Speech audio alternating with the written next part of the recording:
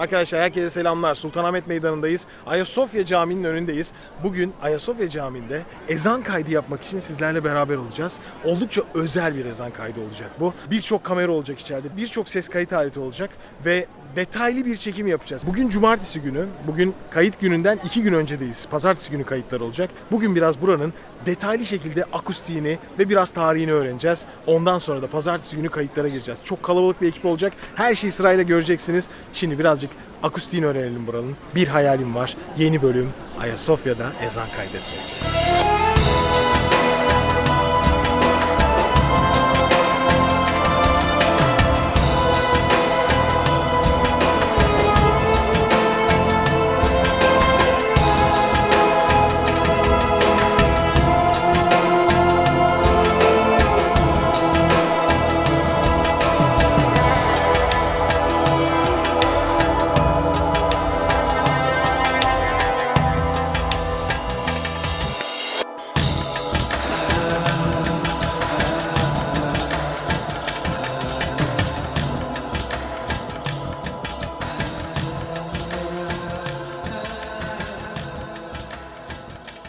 Herkese selamlar. Yanımda Gülçin Hanım var.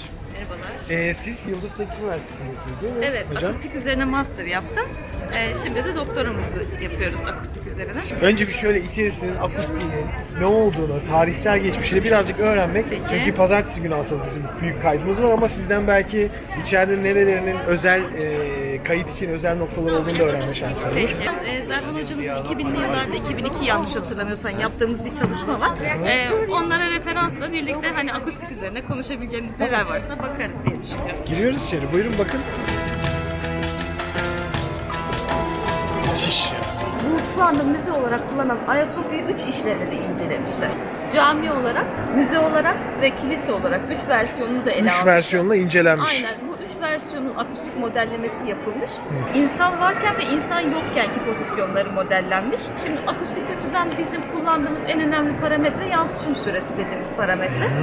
Yansıtım süresi de şu demek, yani ortamda bir kaynak çalıştırdınız. Bu kaynağın düzeyinin 60 desibel azalmasına kadar geçecek süre. Bir senfoni orkestrasının Evet. sesi bittikten sonraki kapandığı nokta. Yani sesin bittiği an bu yansıtım süresini gösteriyor. Yani bu konser salonları için 2-2,5 saniye civarındadır. Burada ama ne? Ayasofya'da boşken 8 saniye. saniyeden fazla. Bazı seslerde yansıtım süresi çok uzun. Yani bu ne demek? Ortam çok büyük olduğu için tiz sesler, yüksek frekanslı Evet. sesler çabuk yutuluyor. Çünkü tiz sesler havada bile yutuluyor.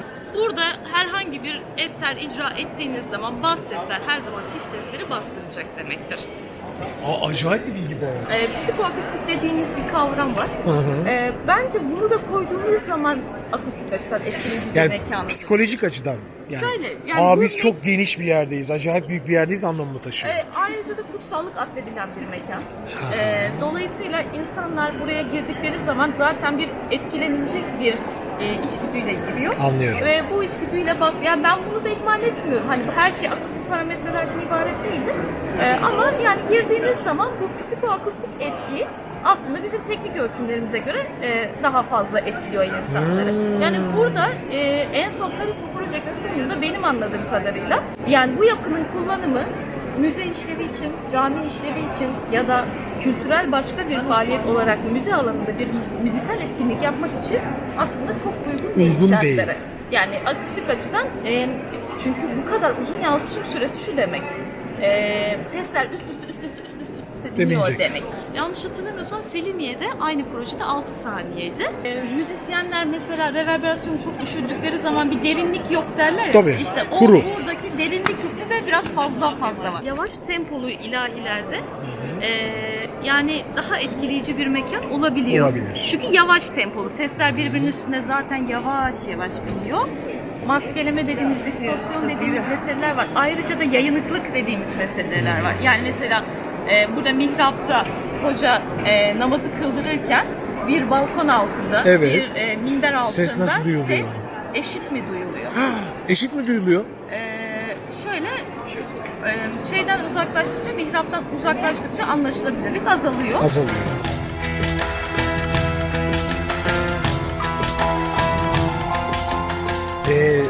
şu kubbe altında mı okumanızı tavsiye ediyorsunuz siz? Şöyle söyleyeyim.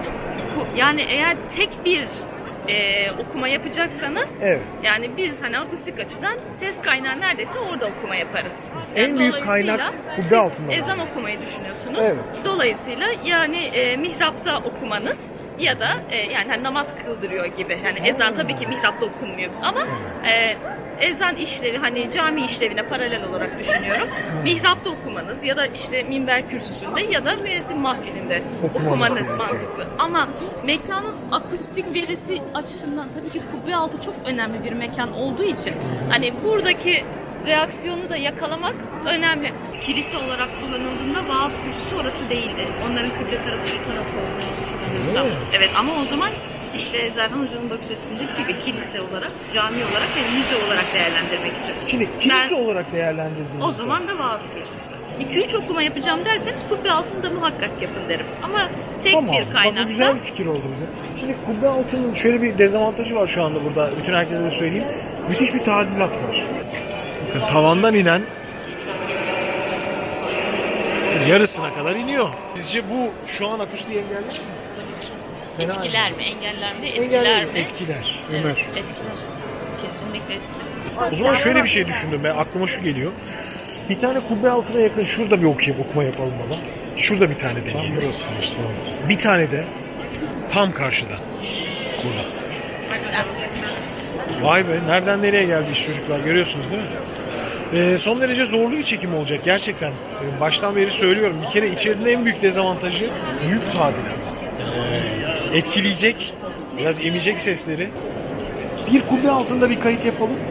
Evet, Biz evet, tavsiye olarak. evet. Bir de mihrapta yapalım. Evet, aynen. Aynen. Yo, O var, zaman bir de şansımız var. one more şey söyleyeyim. Akustik ölçüm yaparken dinleyicileri de simüle ediyoruz. Hani farklı noktalardaki alıcıların sesi nasıl duyduğunu Evet, simüle ediyoruz. evet. İşte mihrapta ve kubbe altında bu durum değişecektir. Öyle mi? Evet. O yüzden de hani öyle bir imkan varsa bir de şey kayda alabilirseniz, yani mihrapta okuduğunuzda Çevrede nasıl birkaç duyuluyor? nokta belirleriz. Hala devam ediyor. Evet.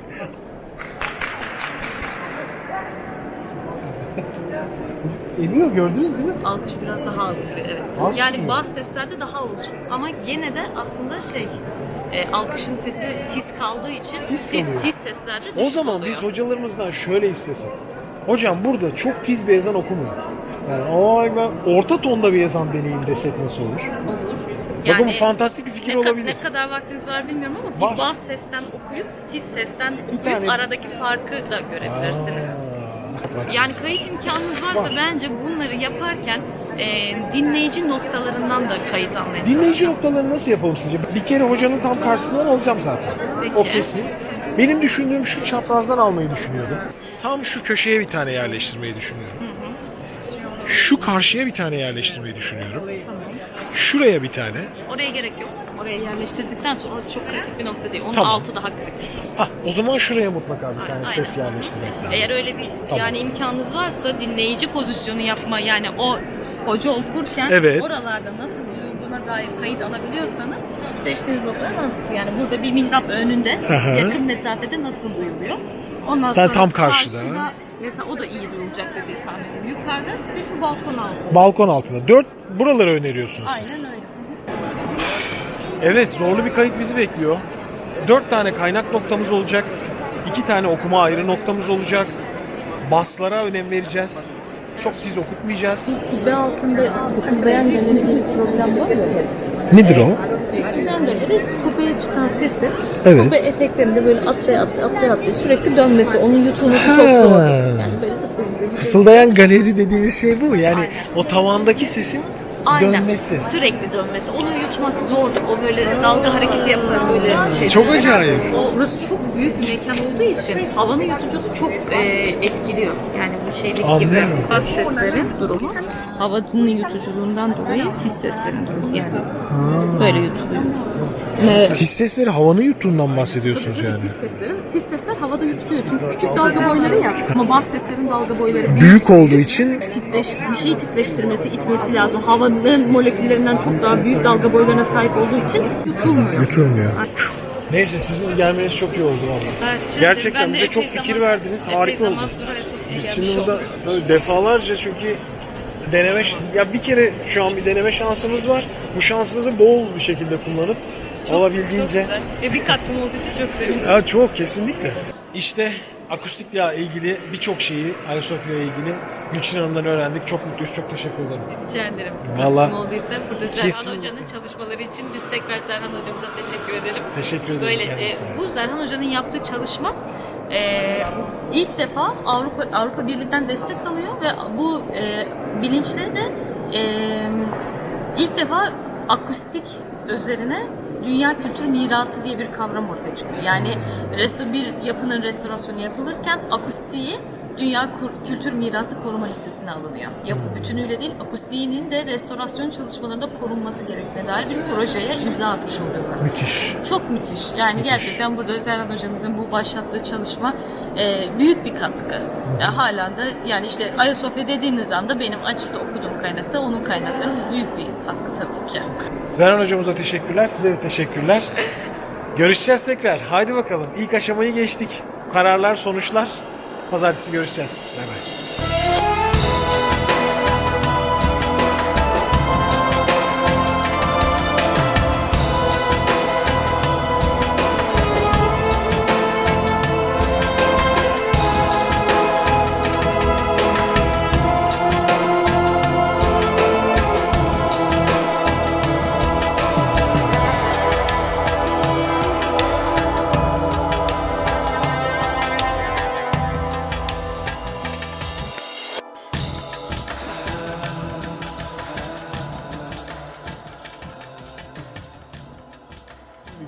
Ve işte pazartesi günü erken geldik 11.30'da korkunç bir ekipman var. 8 kişiyiz. Toplam 8 kamera ve 7 tane ses kayıt aleti kullanacağız.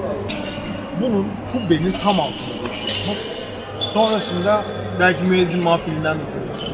Sonra mihraptan bir kere yaparız. Ve gerçekten tarihin içindeyiz şu an. Muhteşem bir tarihin içindeyiz. Bizans dönemi var, Osmanlı dönemi var ve sonrasında Türkiye Cumhuriyeti dönemi. Şu an burası müze olarak kullanılıyor. Bu olağanüstü akustiği daha önce bu şekilde bir kayıt olup olmadığını bilmiyorum ama büyük ihtimalle yok. Bu yapılan ilk kayıt olacak burada. Selim ne haber? Merhaba Emrah. Ne yapıyorsun? Evet sayı. Bir tanesi tam karşıda. 200. Ya adamlar bak, adamlar. Görüyorsunuz bak bu adamlar tarihe tanıklık etmek için buradalar. Müthiş adamlar abi. Kalpleri çok güzel insanlar. Böyle olmasa burası hayatta buraya ekip toplanması. İzmir'den gelenler, Beylikdüzü'nden gelenler. Bak yurt dışı, Antalya'dan gelenler. Olağanüstü bir şey.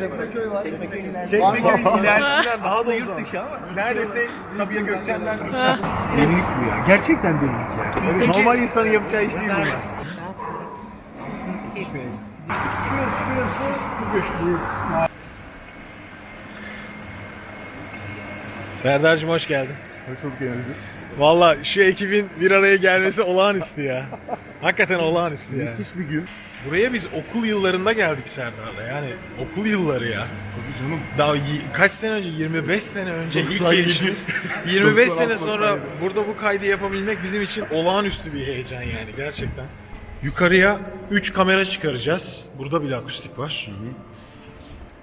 4 kamera pardon. Onları hep şeyleri göstereceğiz zaten. Nasıl üst kata çıkılıyor. Sen buradan çıktın mı hiç Elif daha önce? Felaket güzel. Biraz yorar adamı. Yorar. Acele etmeyin. Bayağı 4 sahne çıkacağız bundan. Her şey muhteşem.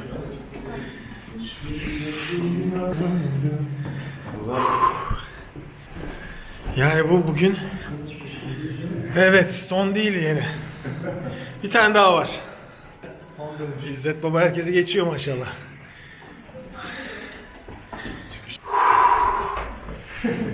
En son bu huhu Sivas'ta yapmıştım. Evet geldik. Buyurun. Evet Ayasofya'nın ikinci katındayız. Peki böyle yapıyoruz ondan dolayı. Birinci açı orası. İkinci açı burası. Şu bölge tam İmparatoriçe Locası ismini verdiğimiz tam açı. Şöyle bir açı olacak bakın nasıl gözüktüğüne. Yani müezzinler tam ortada durunca dediğin gibi tek görünebilecekleri yer neredeyse. Şunları günlerdir planlanan şeyler. Size planlarımızı da göstereceğim. Nasıl yapacağımıza dair. Ki her şeyi bir kuralım. Burası İzzet Baba'nın. Ama GoPro burası için tek çare gibi gözüküyor. Burası da diğer açımız. Tam Ayasofya'nın diğer kısmı. Bunu da buraya kuracağız. Şu an sağ olsun. Yaptığın zaman o açıyı belirleyeceğiz, kilitleyeceğiz. de yani açmadı. Yok onlar bence şunlar. Şunlar sonra Huzurlarınızda 2470'in Sony A7'ye takılışı. A7 3 hatta. Bak biraz önce ne güzel takmıştım. Şimdi bunu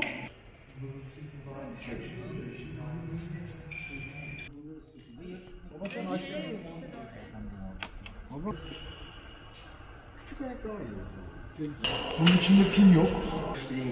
Aşağıda. Hadi insin birazcık. Siyah çantam. Siyah çanta.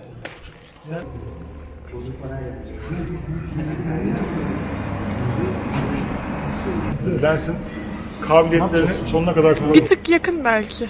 1.125, 2.8, ISO da otomatik, white balance otomatik. Tamam. Her şey aynı.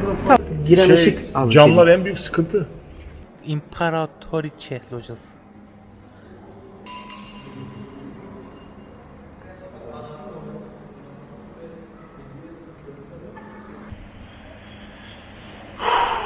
Ses kayıt aleti kuruluyor, kamera kuruldu. Bunun S-Log'u farklı, S-Log moduna çekilmiş. Bayağı manueldeydi. Çok değişik bir. Şimdi buraya öncelikle arkadaşlar 3 tane Sony A7 III kamera kurduk. 3 tane Zoom H6 ses kayıt aletimiz var. Çekimi tam kubbenin altında yapacağız. Ortada bir tane GoPro olacak. Şimdi oraya da gideceğiz. Gördüğünüz gibi burada tam karşıda bir kameramız var. Bir de sağ çaprazda bir kameramız var. Yani yukarıda tam 4 kameramız var.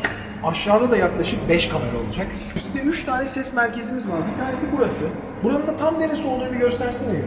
Bakın arkadaşlar. Burası şu aşağısı mihrap.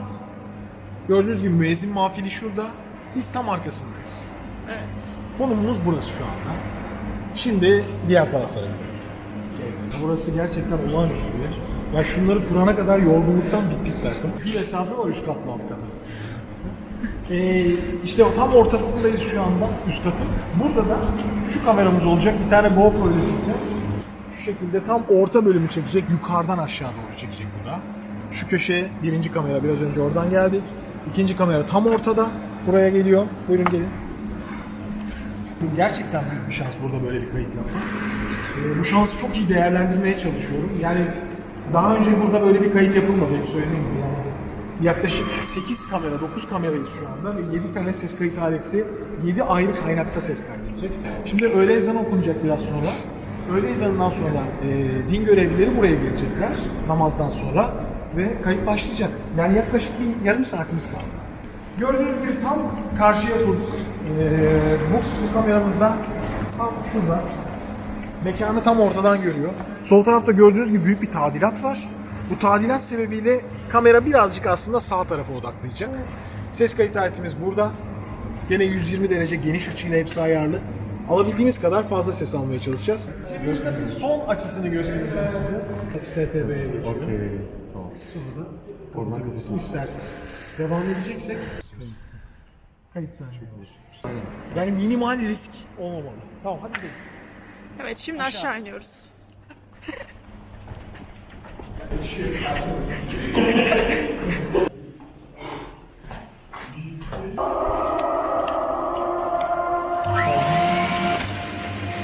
Evet, kamera kurma süreci devam ediyor şu anda. Çok az bir süremiz kaldı şu anda. Kamerada. Evet. Gitmeyin arkadaş. Evet. Ha buraya mı? Evet. Çıkılıyor yani. Evet, asansörle. Evet, ekip sürekli çalışıyor arkadaşlar. Kullanırız. Hocam yukarıda kalacak mı şey inecek? Bitene kadar. Kalacak. Delilik ya. Delilik şu yani.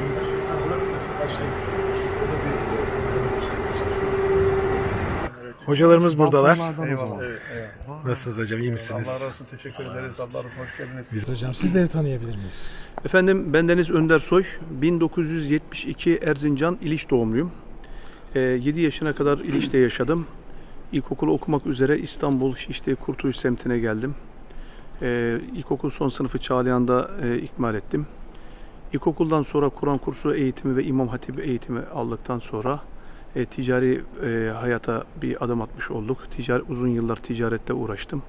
Ve ticaret yaptığım dönemlerde aynı zamanda sportif ve sanatsal faaliyetler, hat sanatı, uzak doğu sporlarıyla alakalı çeşitli branşlarda hem müsabık olarak hem eğitmen olarak çalıştım.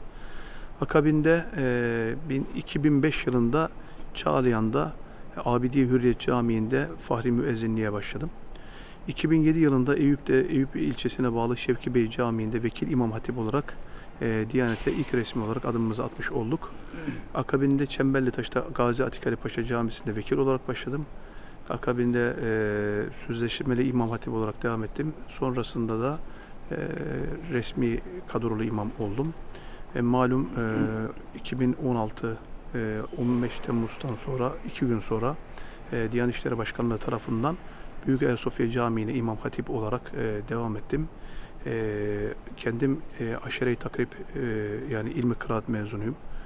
Çok kıymetli hocaların meşk ortamlarında bulundum, dersler aldım. Çalışıyoruz. Halen öğrencilik bitmiyor. Öğrenciyiz. Bu güzel yüce mabede aynı zamanda hizmetçiyiz. Hizmet etmeye çalışıyoruz. Hocamla birlikte beraber bir uyum içinde çalışıyoruz. Rabbim ezanlarımızı dindirtmesin inşallah. Bayrağımızı indirtmesin. Çok sağ olun. Hocam. Sağ olun hocam. Sizi tanıyalım hocam. Evet, Ahmet Toraman, Konya Ereğli doğumluyum. Ereğli İmam Hatip Lisesi'nde İmam Hatip eğitimimizi aldık. Ondan sonra Sakarya İlahiyat Fakültemizi okuduk. 2014 yılında Sakarya'da hem İmam Hatip görevini aldık hem de üniversitemizi okuduk. Daha sonra İstanbul'a sınav açıldı. İstanbul'da Beyoğlu'nda müezzin kayyım olarak göreve başladım. Yaklaşık 5 yıl orada görev yaptıktan sonra geçen sene Nisan ayında Ayasofya Camii'sine müezzin kayyım olarak atandık elhamdülillah. Bir senedir burada görev yapmaya çalışıyoruz. Önder Soy hocamla beraber inşallah bu vazifeyi mutlu bir şekilde, huzurlu bir şekilde yapmaya devam ediyoruz. Evet. İnşallah bu ezanlarımız bu mekanda daim olacak. Bizler de bunun gayreti içerisindeyiz inşallah. Allah razı olsun.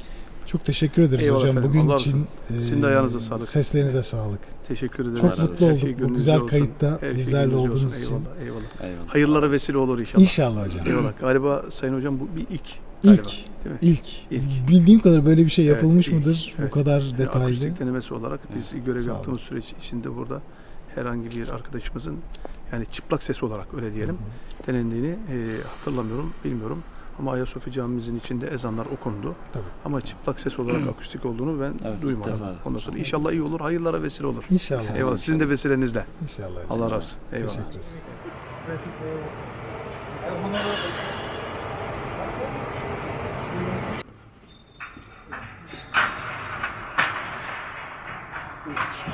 Bir alkış alabilir miyiz? Alkışlayamıyorum. Nasıl İzzet amca? Okey mi yukarısı? Aynı yıl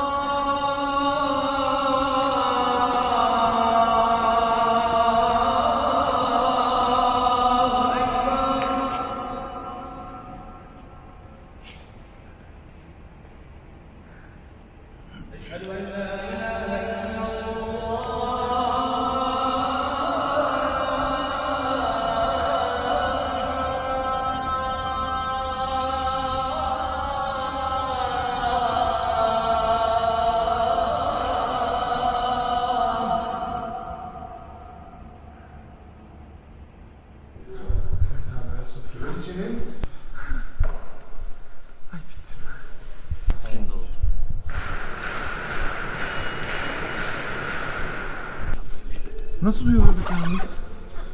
Yani oradan biraz düşük geliyordu ses ama ama akustik nefis. Yalnız çekici sesi böyle geliyorsa hocanın...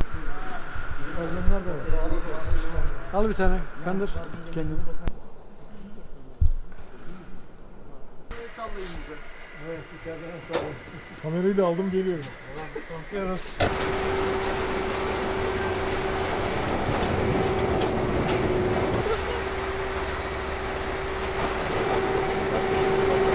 Kaç metre yükseklikte burası? Kubbeden yer 56 metre ama iskele daha aşağıda. Aşağıda. Yani bir 40-46 metre olabilir. Aşağıya bakın. Aa, siz burada ne yapıyorsunuz? Yukarısı sallanıyor ama fazla uca gelme. Yok. Aman yarabbim, millet. Nereye kurdunuz? Ses kayıt aletine bakın. Ay.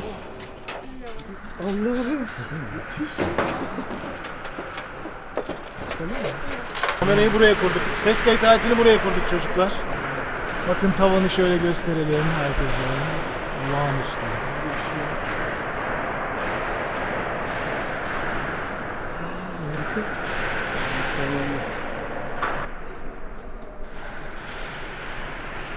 İskelemiz sağlam. Güvenli, gerçekten güvenli. Tamam. Kenarlara basın. İskele bu kadar sağlam.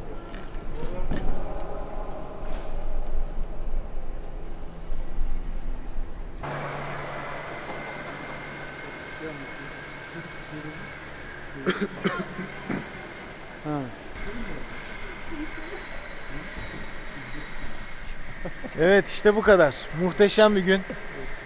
Herkes burada, bütün ekip burada. Bir gelir misiniz siz de harikaydı Şöyle ya. içine bir girin. Ya eline, emeğine, herkesin sesine, nefesine, herkese sağlık.